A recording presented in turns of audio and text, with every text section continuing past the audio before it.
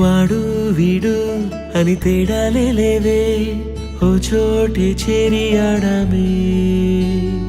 అమ్మా నాన్నల్ని ఎంతో విసిగించి మాటే వినదంట వయసే.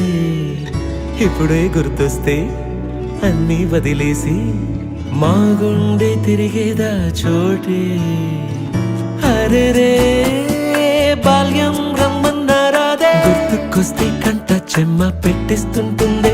స్నేహాలే